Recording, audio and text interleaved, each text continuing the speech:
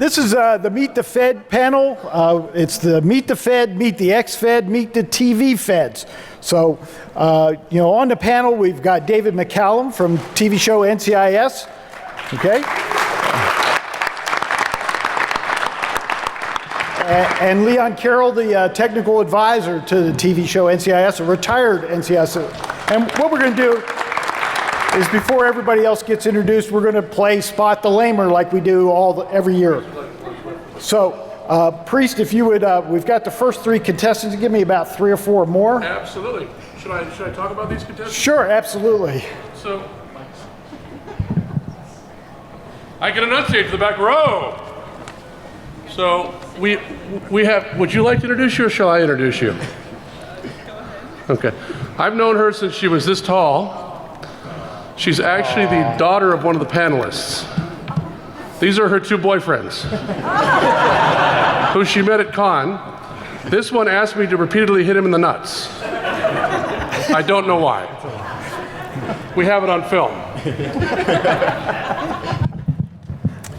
Okay, as Priest picks you out, come on up, and what we're going to do is, DEFCON, they've been playing Spot the Fed for years, so we've been playing Spot the Lamer. You guys are going to vote, and then we all have gifts for the winner. So we got to take this stuff seriously.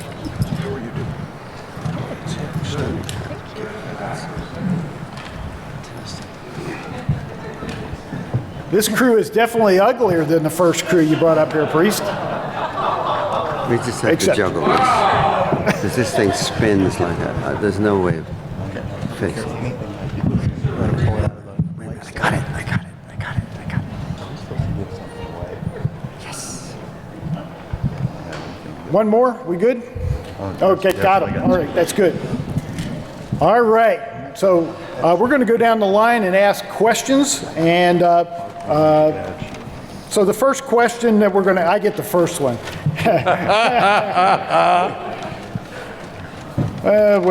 Okay, we'll stay with the standard. Where do you store your porn?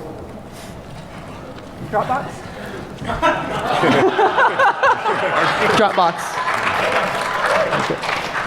Okay, David? Where do your boyfriends store their porn? Dropbox. Do you keep it for him? Does your father know? He does now. Why are you turning red, Mark? Because I put it all on Dropbox. Is that where you store your porn? Father-daughter bonding, you know. Father-daughter bondage? What? My question is for the gentleman in the Irish green on the end there. Have you ever bragged about the speed of your processor and the size of your RAM? Yes. Would you care to elaborate on that? Yeah. She's looking for another boyfriend. Was it an Adam? Well, it is proof that if you do this too much, you go blind. For number 3, right here. So have you ever bought virtual things with real money? Only with Bitcoins. He can tell you about his 23rd level paladin if you'd like. My question is for the young lady standing right in front of me. Do you spend more hours using your computer, your iPad, or your gaming console? If the computer is the gaming console, does that count? If the computer is the gaming console, does that count? Doesn't count. Doesn't count. Computer. All right. That was pretty boring. There's no such thing as a girl gamer. It's a myth. Marcus. I'll leave her boyfriends alone. You, sir. On the Big Bang Theory. Don't be thinking on the Big Bang Theory. One thing shows up in the opening scene of every episode. What is that one thing? The atom. Nope. How about Penny's boobs? Wait a minute, what? Do you have like special access or something? Okay, I'm gonna have to get slow down every time now. We're gonna have frame by frame. Frame by frame. Didn't drop this. Okay, right down here. In the movie War Games, When Broderick hacked the school's computer, what was the password? Pencil? Pencil. Good. I think you had help. She's a little young for that, by the way. I was this tall. And how wide were you? When you were born. About as wide as you are. And a lot wider. Jerry. Don't tease, dear. She asked me if I wanted to play a game. I'll take the guy with the hat down here. The guy with the hat on crooked. Battlefield 3 or Call of Duty? That would be you, sir. Don't look stupid. You know what, do I have to pick? I like both. Remember, her father's up there, so look smart. The one, Call of Duty, zombies. You say that like a question, sir. You're not winning points. Lips are pursed. You know, he worked for the president. What? The response was, what?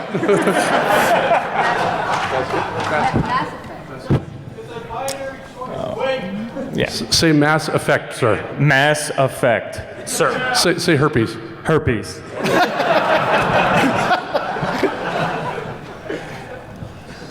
Okay, I'm going to go with Jolly Green here. No, I'm Jolly Green. Oh, sorry. Do you void warranties? Yes. Regularly. Yes. Michelle. Other things. I'll go with contestant number 2. God, Space Girl, you're getting off easy. Which of the following are your favorite foods? Your mother's meatloaf, Taco Bell, brownies made by priest.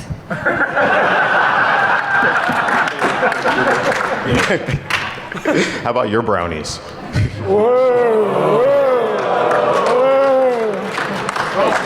I don't actually make brownies, but I do an awesome lobster. I've got this sauce that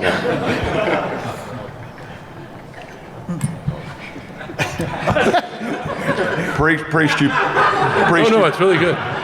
Priest, you pick one. I pick one? Yeah, pick one.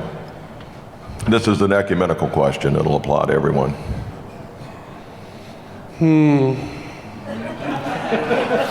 How about the dude in the wife beater shirt?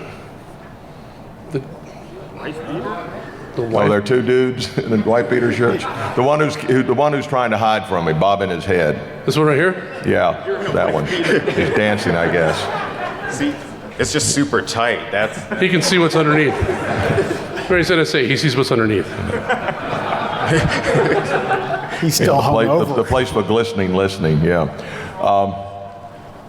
What is your definition or your explanation of doing a do? If someone invites you to do a do, what does that mean? Not do a dude, sir. You're safe. Do a do. Do the do. Do the do? Slamming back Mountain Dew followed by tons and tons of alcohol. You are such a lightweight. It's all about the Jolt Cola, man. What's the matter with you? Somebody gave him that answer, I'm sure. No, sir, I did not.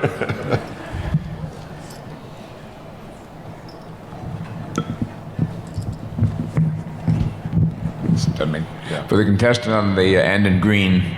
They love you for some reason. Because I'm old like them.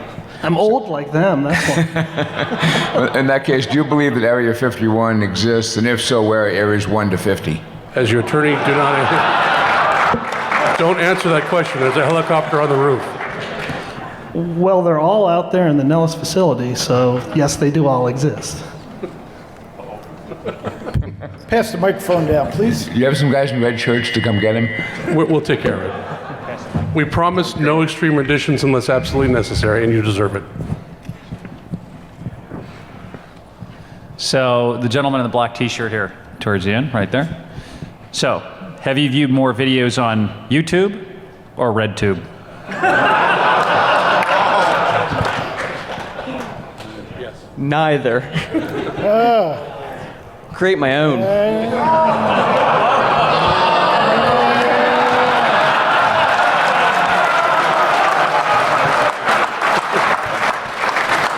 Okay, now we're going to vote. You guys are going to vote who the lamer is. Contestant number 1. Wow. Let me try that again. Oh my God. Contestant number 1. Okay, you can have a seat. Suck-ups. Oh boy, you failed miserably. Contestant number 2. All right, contestant number 3. Contestant number 2, you can sit down. Contestant number 4. That's kind of a tie. I got bed wheel 2. Contestant number 5, raise your hand, please. Okay, you're down. 6.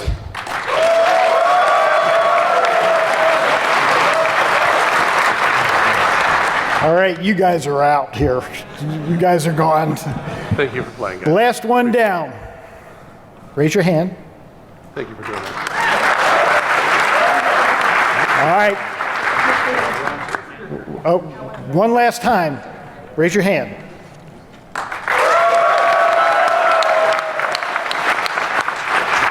Last guy down. All right, you can sit down. We have a winner. Come on up here. We have the coveted Meet the Fed T-shirt. We have a DoD Cybercrime Response Team T-shirt. Look at the camera. We got your SNL. And if you would go down, we have presents for you. Here's a bag. So we've got an NSA mouse pad and a really cool NSA translucent cup. You can't even see the microphone in it.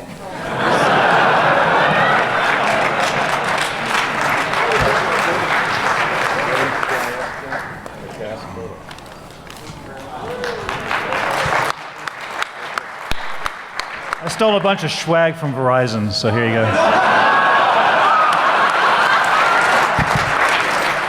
House budget cuts. A card for the coveted ninja badge. Whoa.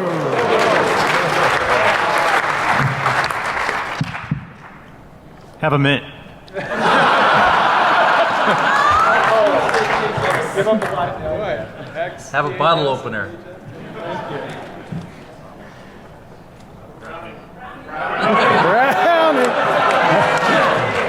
Phone number.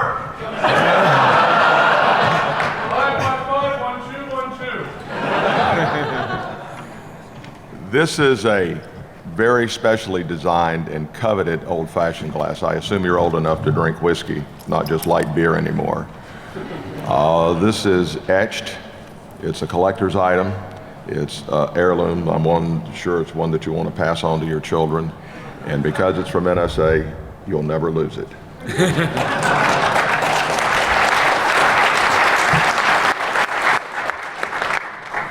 Got a famous Meet the Fed flag.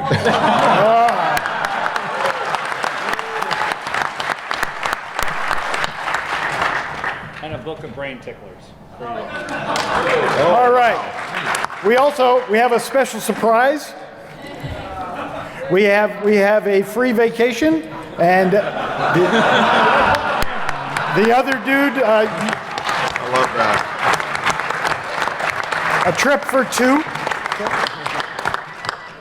All right, what we're going to do now is we're going to let the panelists introduce themselves, tell you what they do for a living or not, and then we're going to open it up for questions, so line up for the questions. David. It's always difficult when half the audience has already heard everything you've said once, but I've been with NCIS now for 9 years, the television program, not the real guys, but I've also had a lot of time with the real people down in Washington, with Director Kluge and his wife Mona, and seen everything that the real NCIS does. And as part of that, I've met with Jim here, who I thank profusely for inviting me here today. But at the same time, I also had the pleasure of going down to Atlanta and going to the cybercrime conference. And I carry my little notebook because we have a bunch of writers back in Valencia, and they're very, very, very good. And I try so hard to keep everything that I do, particularly in autopsy, to be as real and as accurate as possible. So I spend a great deal of time now making notes, taking them back, sitting down, being with the writers. This year I was on the carrier Wasp. I was given an entire tour by Admiral Skolansky. I've been aboard the Reagan and met the skipper back then. I've just done so much with the Navy and the Marine Corps. My wife here is on the board of the Marine Corps Scholarship Foundation, and they've raised $70 million to send the kids of Marines to college, which is quite amazing.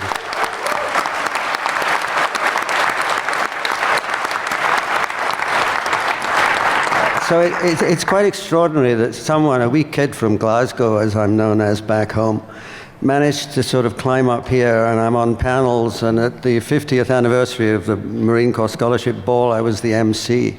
I never dreamt in my life that I would do things like that, but it is such a pleasure to have that involvement, and as I said earlier, to be able to give something back, because I get so much from my life right now. Thank you.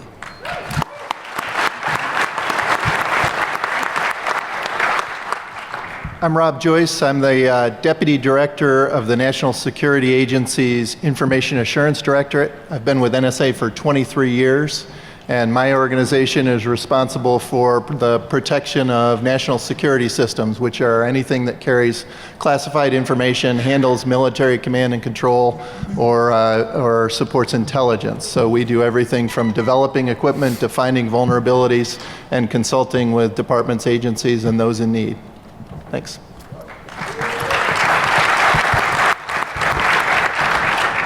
I'm Leon Carroll. I'm the technical advisor on the TV show that I get to work with Mr. David McCallum all the time. And I am a former Marine officer and 23-year veteran with NCIS. And I sit with the writers, the guys and gals that he just spoke about, and I get to wave the bullshit flag. I try to keep our stories and what we do, whatever the investigative genre.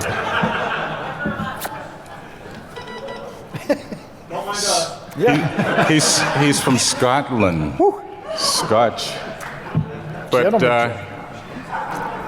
actually, we do this on the show quite a bit, so no problem. Actually, every year we have a great tequila bar just before Christmas, and there are a lot of people after we say wrap that stick around and eat tacos and drink tequila shots. Anyway, it's my pleasure to be here. I thank Jim for inviting both David and I representing the show. I work with a great cast, and we have a bunch of great people in our crew, and thank goodness we're the #1 drama on TV. Yeah.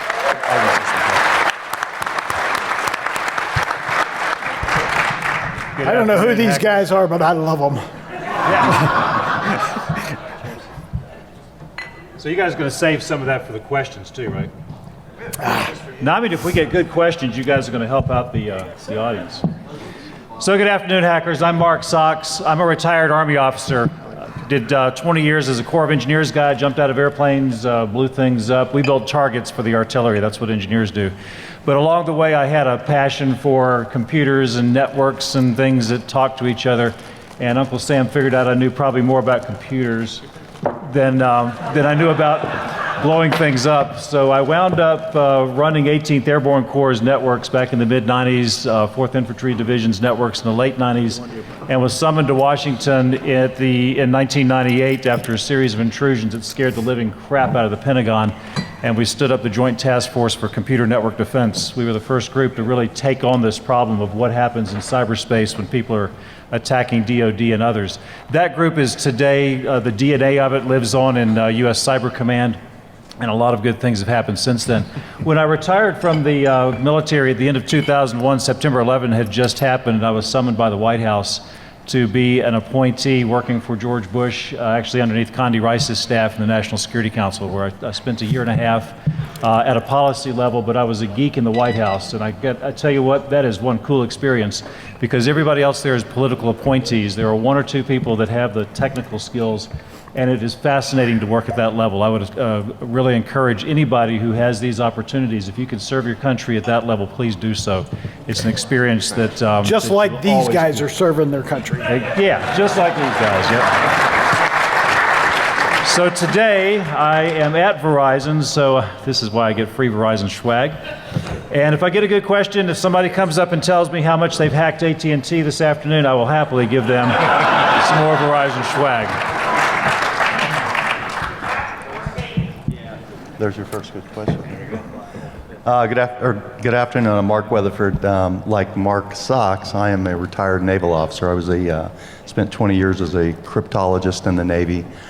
Since I left the Navy, I've done a number of things. I'm currently the Deputy Undersecretary for Cybersecurity at the Department of Homeland Security. I was appointed by Secretary Napolitano about 7 months ago. Prior to DHS, I was the Chief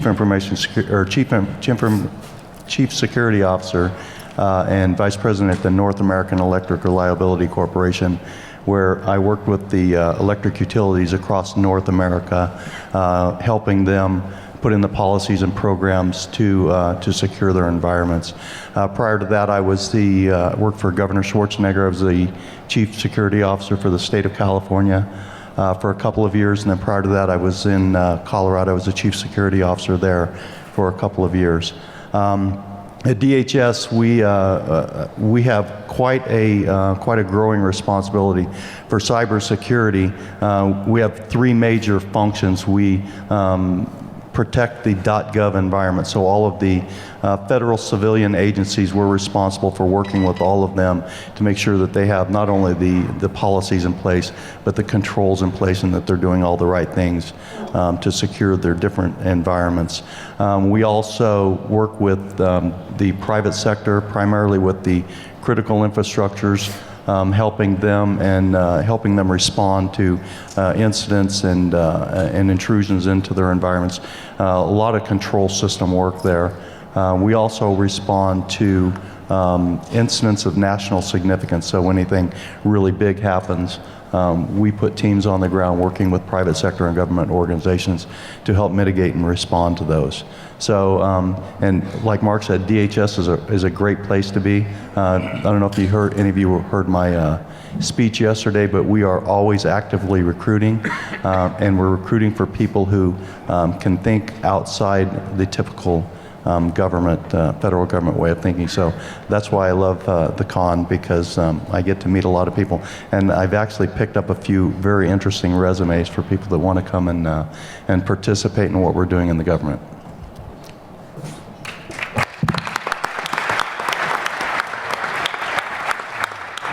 Good afternoon. So first off, I'd like to recognize any fellow combat veterans or veterans, if you just stand up real quick, if we have any veterans out there. All right. Thank you for serving.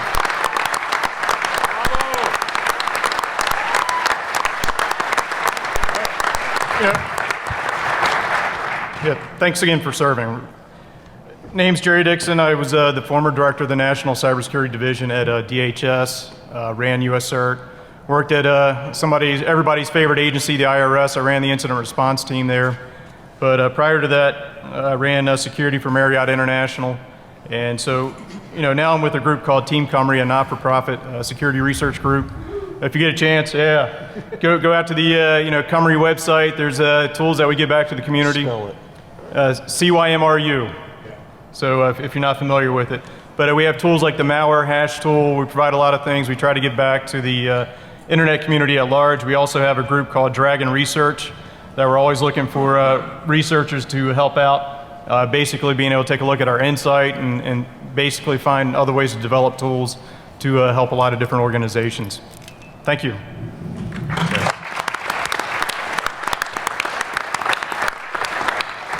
And good afternoon. My name is Riley REPKO, and first off, I want to thank Jim and all of you participants, and thank DEFCON. I mean, it's all inspiring to me every time I come out here to see more and more of these young wizards that are here. I recently left an executive position at the Department of the Air Force and OSD. What an opportunity of being able to serve with some of the finest 18th century minds around.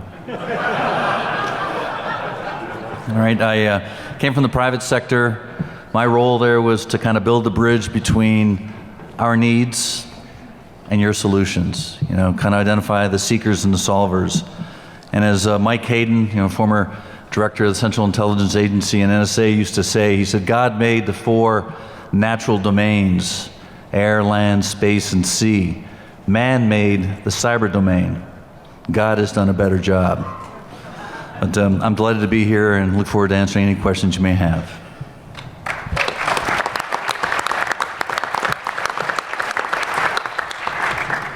Hi, I'm MISHEL KWON, and I just want to start off by thanking those folks at DEFCON for bringing this panel back.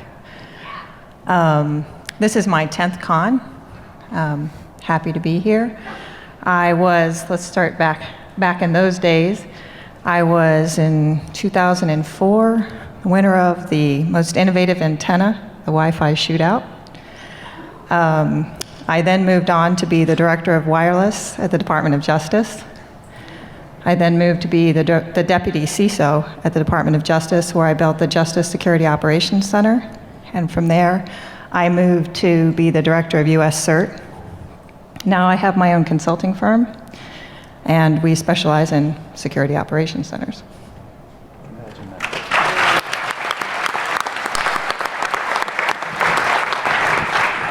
I'm Rich Marshall. I feel like a badger at an AKC registered dog show with everybody that's so bright on the panel. I'm a lawyer by training, and I'm very proud of the fact that I do information warfare law. I've had a checkered past. I got involved in electronics in the Southeast Asian War Games in an F-105 where we were chum, waiting for the missiles to come up at us so we could take them out and protect the rest of the aircraft that came in. We were first in, last out. And I learned early on how important electronic warfare could be because you've got your life on the line. I later became a lawyer in the Air Force and had a successful career there.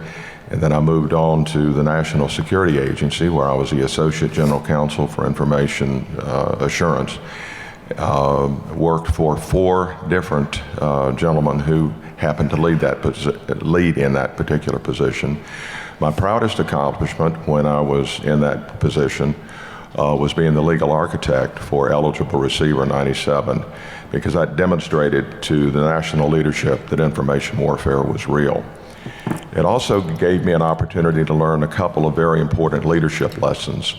When I briefed the General Counsel of NSA and my boss, my line boss, on what we could do, they said, well, you need to brief the DoD General Counsel. You have to go up the food chain. I said, fine, I'll arrange joint schedules.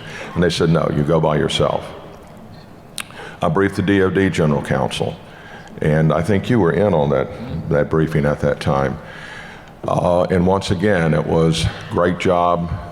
You need to brief the Attorney General now. I said, yes, ma'am. I'll arrange our schedules. And she said, no, you go by yourself. The life lesson there is whenever you're doing anything without a safety net, you always go by yourself, because then they have plausible deniability.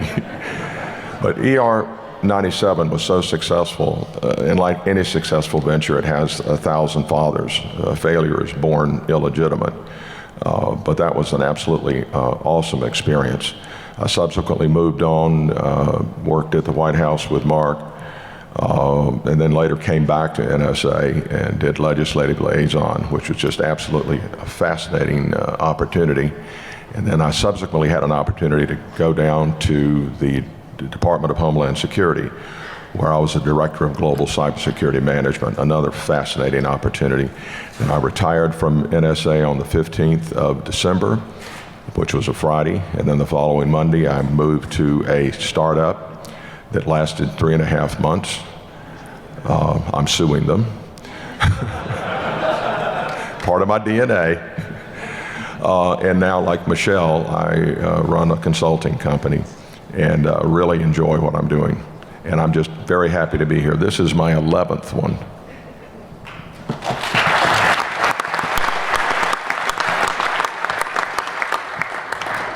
Thanks, Rich. For those of you who don't know about Eligible Receiver 97, I highly recommend it and then the follow-on Solar Sunrise real-world event set the course for a large part of where at least DoD is today in cyber security. My name is Lynn Wells. I'm career Navy. I then spent 16 years in the Office of Secretary of Defense, including a couple of years as DoD Chief Information Officer. Some years ago, I was a speaker here at DEFCON. I've now been promoted. I'm a goon. And so things are looking up.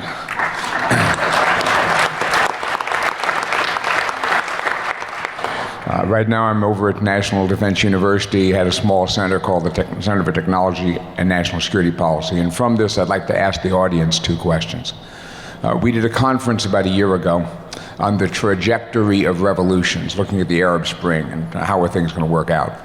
And one of the most articulate spokespeople in the conference was a White House producer for Al Jazeera English, and she was 26.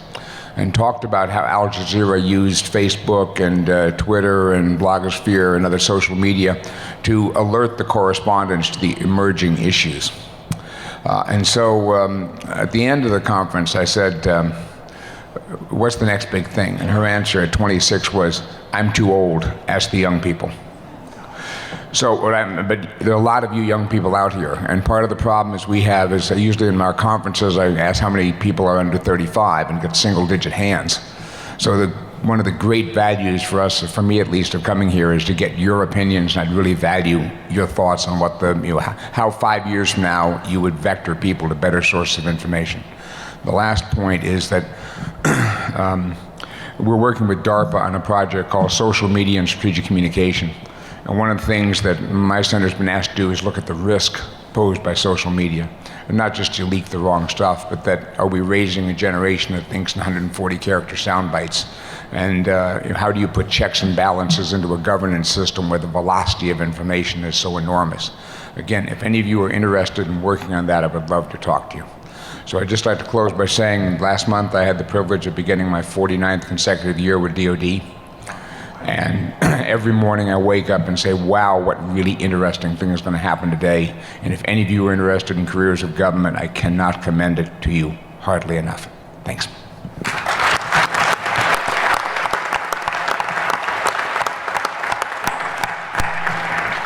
Wow, almost time for a golden anniversary then, huh? Yeah.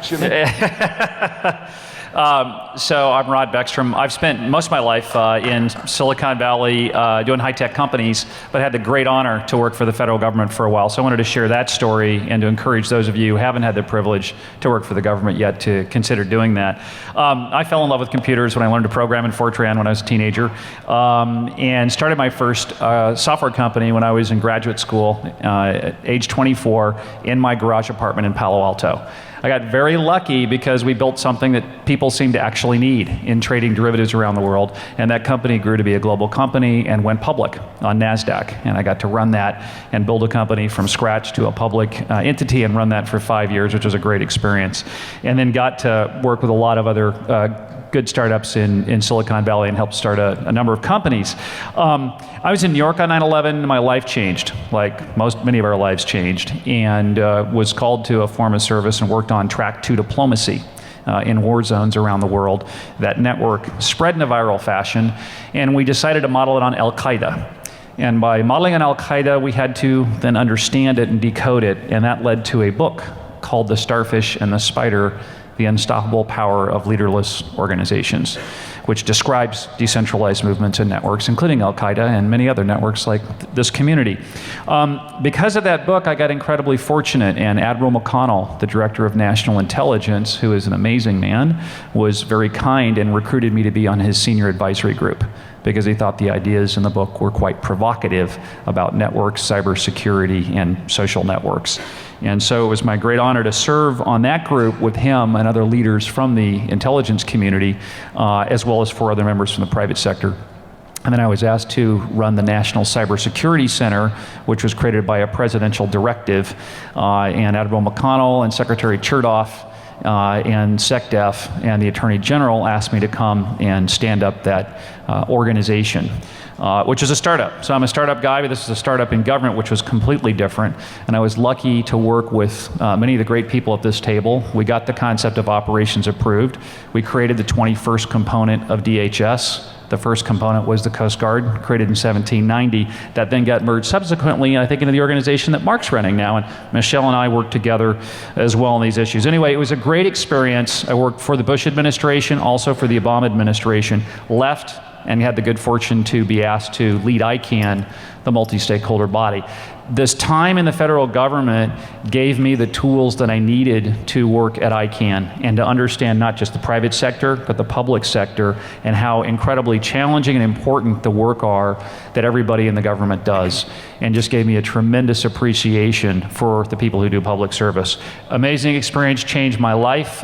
Someday I'll probably go back, and certainly I have the passion for the importance of governance institution, be they governmental or multi-stakeholder. So I encourage each of you to really consider it in your lives, and it's great for the country that we have people like Lynn serving for 49 years and others. So thank you. I'm just honored to be here among the giants at this table. Thank you.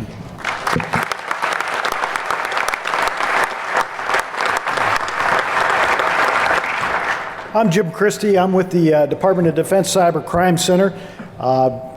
Just want to talk a little bit about what we do. We have one of our business areas is we have the world's largest accredited digital forensics lab. So we have about 110 digital forensic examiners working all kinds of cases from terrorism, espionage, child pornography, fraud, you name it, the homicides, you name it.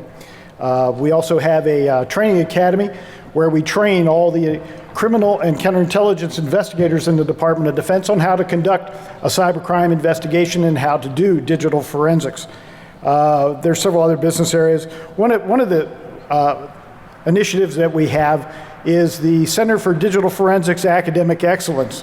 The problem we have is we can't find qualified people that can pass our tests so that they can work on digital forensics on real live criminal cases. So what we've done is created a partnership with academia to create standards for digital forensic examiners, and that we're in a pilot phase right now with about 9 2 4-year and graduate level universities, and we're opening it up to other universities, everybody else, come September. Another initiative we have is the DC3 Digital Forensics Challenge. So anybody out there taking the challenge? All right. Right now we have about 945 teams from 51 countries participating. And I would encourage you to get either yourself or your staff or your kids involved in participating in digital forensics, because we need good people in the government, and we're always hiring. One of the other things that we have is the Digital Crime Scene Challenge, and what we did was we brought, for DEFCON kids, we have 3 suites set up upstairs, and all the DEFCON kids are scheduled to go through and process a digital crime scene in 15 minutes and come up with the evidence. So kind of fun. So if you get a chance, if you have kids here, bring them through. Another initiative is an online self-assessment on cybercrime investigations and digital forensics. So if you go to our website, dc3.mil, and all the links are there. Take the self-assessment, tell us what you think. If you guys, I would really love to get questions for you guys to add to our self-assessment, so to make it a little more difficult. So at that point, I want to thank our panel, and now we're going to open it up to questions from the floor.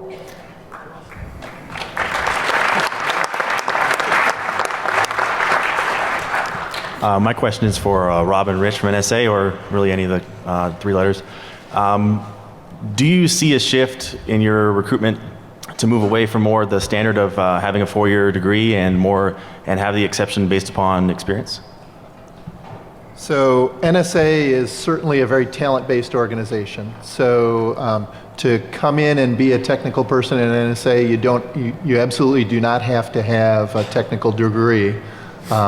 So recognition of past accomplishments, your current work portfolio and things absolutely can get you in the door.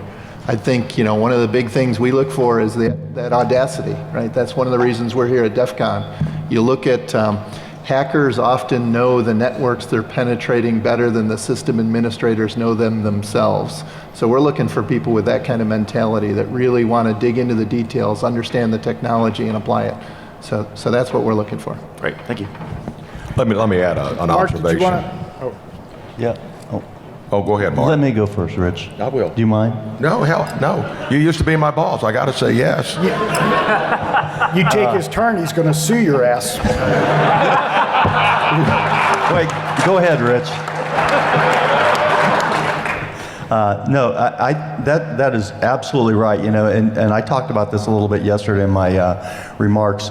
I know that there's a perception, and we talk a lot about the different programs that we have that we're supporting at the universities and colleges around the country, but, you know, some of the smartest people I know do not have a college degree. Some of the smartest people that are working for us right now, and some of the smartest people that I had working for me in the private sector. And I think we as the government, and it's a little bit of a challenge sometimes for us, but we have to encourage better that you can have that equivalent experience without a four-year degree.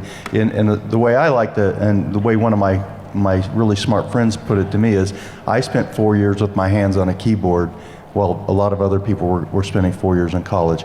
And I would like to point out, Dr. Dan Manson's right up here in front. He's a professor at Cal Poly in Pomona, and he has an incredible program there. They just ran a cyber camp last week, and they had a 60-year-old dude in there in that cyber camp and competing in the CTF on last Friday. So, you know, there's no age limit, and there's no educational qualifications like real experience in my mind. The Olympics are taking place in London. I don't think this is a news flash for anyone, but everyone who was participating as an athlete in that event started out extremely young in their particular sport, being trained. Most of them don't have college degrees. I do not like the word hacker. You're vulnerability researchers. That's the way you should present yourself, number one. Number two, we need more emphasis on STEM education, science, technology, engineering, and math, and I realize that plays well. But I've long been an advocate of recruiting at DEFCON, and I got some pushback from some entities that said, we're not going to recruit criminals. And I said, they're not criminals until they're prosecuted.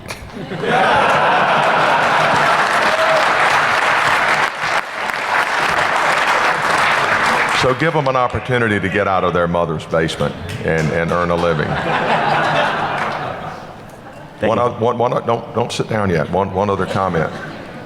Vulnerability researchers, in my mind, are today's artists. When you look at the great painters in the past, none of them had a college degree. They learned it themselves through experimentation. And that's what vulnerability researchers are known to do. So view yourself as an artist. You've got to have technical skills. Those painters developed their technical skills as well, but they had a fascinating imagination. And in their mind's eye, they were able to create art. So as you're doing your vulnerability research, make some great art.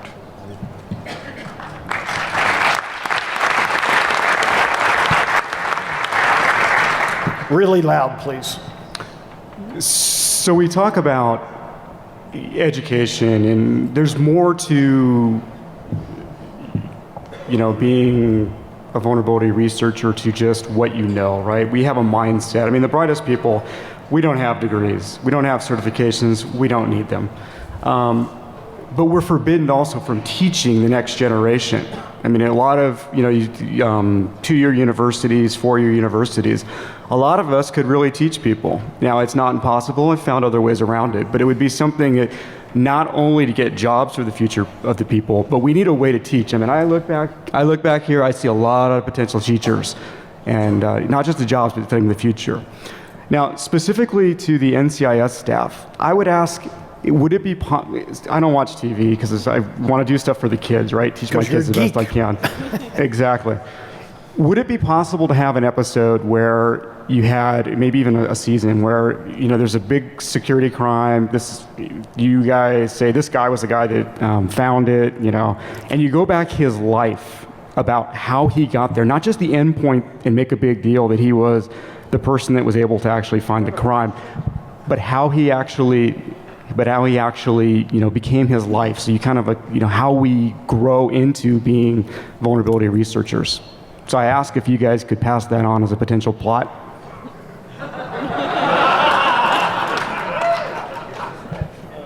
The writers are very much open to suggestions, and I try to take things back to them.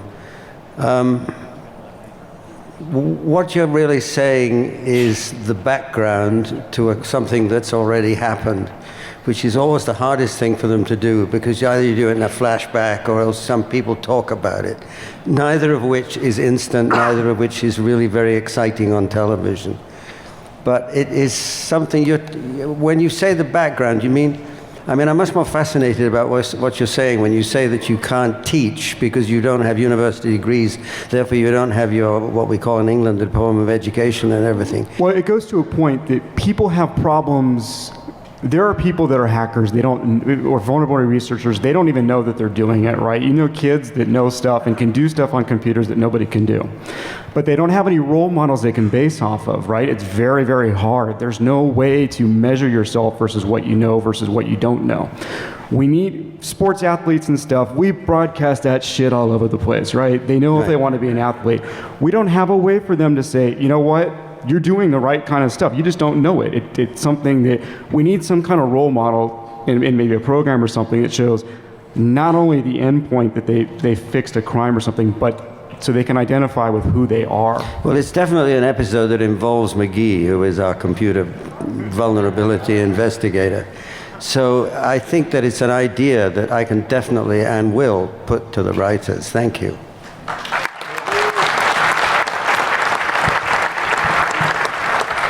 We only have 4 minutes left, so I'll be quick. Short questions. My question's half for the incident response teams and about half for the NCIS crew. About are you seeing the CSI effect in regards to your specific discipline? Because I know that's still a big problem. And for the incident response people, is that something that's being mitigated with education? And then for NCIS, is that something that you guys, you do try and handle realistically on the show? Do you deal with it? Do you have to shoot down ideas by just saying, okay, that's just the CSI effect? What are you seeing? Really quick, I was on jury duty when the show first started, and the attorneys and the judge made a point of instructing the jury that what they would hear in that courtroom would not replicate anything that's done on a 1-hour TV show, 43 minutes. And believe it or not, NCIS was the show that they used. So I'll turn it over to the policy guys here, but that is something that obviously we look at as well, but we're here to entertain. And so in 43 minutes of film or whatever, we're gonna show, a lot of things that are abbreviated. For instance, Abby can't get the DNA in real life as fast as she does on television. Or David certainly couldn't do an autopsy as quickly as he does it on TV. Yes, he can. Oh, that's I have seen you guys address I think Abby's called out to one point. I'm not the CSI people. I don't work that fast. So I know it's been touched on, but I'm wondering behind the scenes. But I think for the folks that work, I worked in the real world beforehand, and when CSI first came out, I'm sure it did have an impact to the point that when you go to a courtroom, and these folks can attest to that they're instructed that what you see in real life, or the DNA effect going back to the OJ trial actually, is not how it really happens in the real world. So I'll pass that to somebody that does the biggest problem we faced is the show 24. And how can Jack go 24 hours with no recharge on his cell phone? Magic? Well, I'll say that it's definitely an issue, but it probably in a little bit different way than you'd think. It's particularly an issue with executives and up the chain and getting approval. And a lot of that comes from the difficulty in educating up. And for technical people to be able to talk in the language that executives can understand and hear and embrace. And we also have issues with our user community, not understanding that every cute device they find isn't going to be attached to the network. But I would definitely say that we have a bit of a PR problem. Part of what we should learn, along with the great technical things we can do, is how to talk up. So, just real quick to add to that, I think, obviously media plays a role in expectations of leadership or management. Just to Mark's example about 24, there's an unrealistic expectation that you can contain a particular incident. You can do the forensics in a matter of hours, when realistically a lot of cases or things that you work on sometimes can take months. If you've got to look at a terabyte of log data, I mean, it's a very meticulous process that you got to go through. So there is an effect to those that are not practitioners, but more to the management side. Thank you. Unfortunately, the goons have said we're out of time. So what the panelists are going to do is go across the hall for additional questions and answers. And Priest has a men and women in black panel following this immediately, so at 2 o'clock. So thanks for coming. Thanks for the panel. Terrific job.